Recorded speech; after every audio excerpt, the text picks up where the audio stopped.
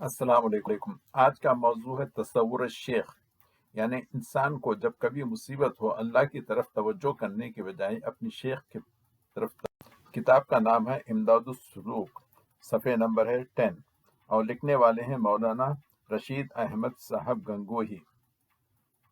فرماتے ہیں مرید یہ بھی یقین سے جانے کہ شیخ کی روح ایک جگہ میں قید نہیں، مرید جہاں بھی ہو، دور ہو یا نزدیک، اگرچہ پیر کے جسم سے دور ہے لیکن پیر کی روحانیت دور نہیں۔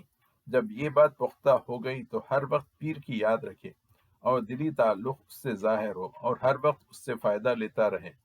مرید واقع جات میں پیر کا محتاج ہوتا ہے، شیخ کو اپنے دل میں حاضر کر کے زبان حال سے اس سے مانگے۔ پیر کی روح اللہ کے حکم سے ضرور القاء کرے گی، مگر پورا تعلق شرط ہے، اور شیخ سے اس تعلق کی وجہ سے دل کی زبان گویا ہو جاتی ہے اور حق تعالیٰ کی طرف راہ کھل جاتی ہے، اور حق تعالیٰ اس کو صاحب الہام کر دیتا ہے۔ عبارت میں حسب ذیل اشارے ہیں۔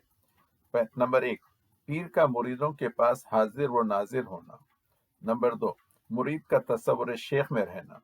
نمبر 3، پیر کا حاجت روا ہونا۔ نمبر 4، مرید خدا کو چھوڑ کر اپنے پیر سے مانگے۔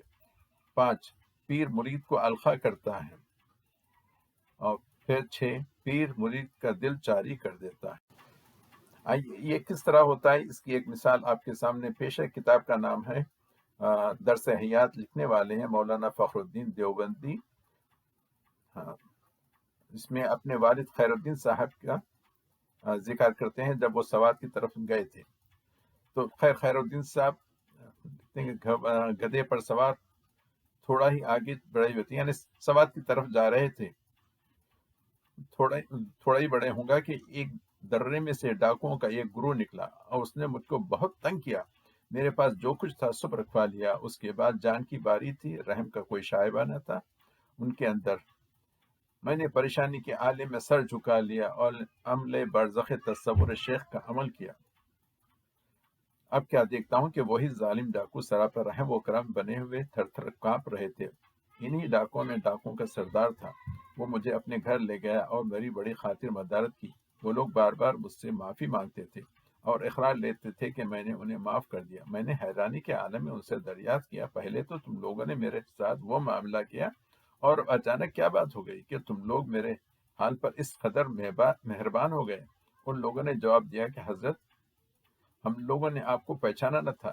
جب آپ آنکھ بند کر کے سر جھکانے بیٹھے تھے اس وقت ہم نے آپ کو غور سے دیکھا تو پہچانا کہ آپ تو حضرت میاں صاحب یعنی ان ڈاکوں کے شیخ ہیں۔